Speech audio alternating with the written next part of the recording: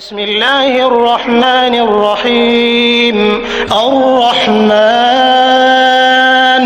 علم القرآن خلق الإنسان علمه البيان. الشمس والقمر بحسبان والنجم والشجر يسجدان والسماء رفعها ووضع الميزان ألا تطغوا في الميزان وأقيموا الوزن بالقسط ولا تخسروا الميزان والأرض وضعها للأنام فيها فاكهة والنخل ذات الأكمام والحب ذو العصف والريحان فبأي آلاء ربكما تكذبان. خلق الإنسان من صلصال كالفخار وخلق الجان من مارج من نار فبأي آلاء ربكما تكذبان. رب المشرقين ورب المغربين فبأي آلاء ربكما تكذبان. مرج البحرين يلتقيان بينهما برزخ لا يبغيان فبأي آلاء ربكما تكذبان. يخرج منهما اللؤلؤ والمرجان فبأي آلاء ربكما تكذبان. وله الجوار المنشآت في البحر كالأعلام فبأي آلاء ربكما تكذبان. كل من عليها فان ويبقى وجه ربك ذو الجلال والإكرام فبأي آلاء ربكما تكذبان. يسأله من في السماوات والأرض كل يوم هو في شأن فبأي آلاء ربكما تكذبان. سنفرغ لكم أيها الثقلان فبأي آلاء ربكما تكذبان.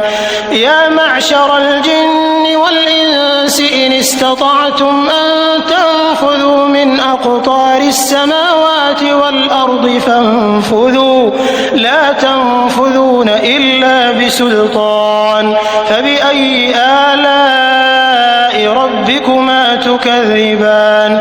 يرسل عليكما شواظ من نار ونحاس فلا تنتصران فبأي آلاء ربكما تكذبان. فإذا انشقت السماء فكانت وردة كالدهان فبأي آلاء ربكما تكذبان. فيومئذ لا يسأل عن ذنبه إنس ولا جان فبأي آلاء ربكما تكذبان. يعرف المجرمون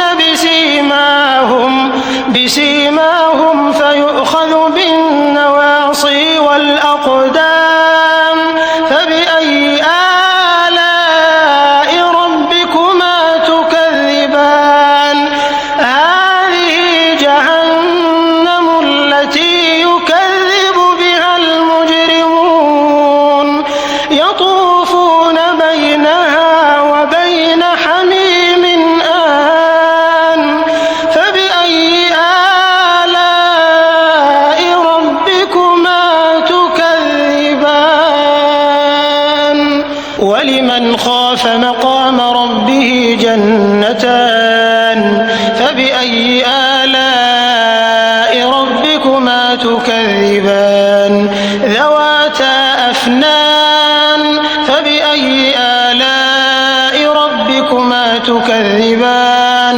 فيهما عينان تجريان فبأي آلاء ربكما تكذبان فيهما من كل فاكهة زوجان فبأي آلاء ربكما تكذبان متكئين على فرش بطائنها من استبرق وجنى الجنتين دان فبأي آلاء ربكما تكذبان فيهن قاصرات الطرف لم يطمثهن إنس قبلهم ولا جان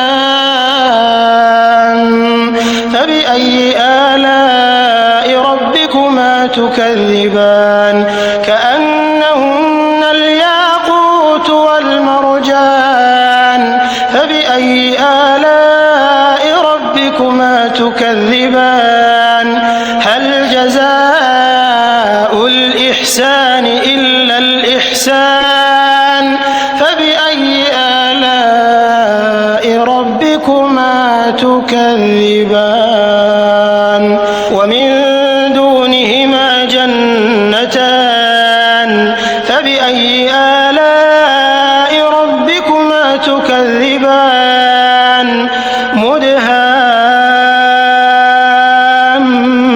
مدهامتان فبأي آلاء ربكما تكذبان فيهما عينان نضاختان فبأي آلاء ربكما تكذبان فيهما فاكهة ونخل ورمان فبأي آلاء ربكما تكذبان فيهن خيرات حسان فبأي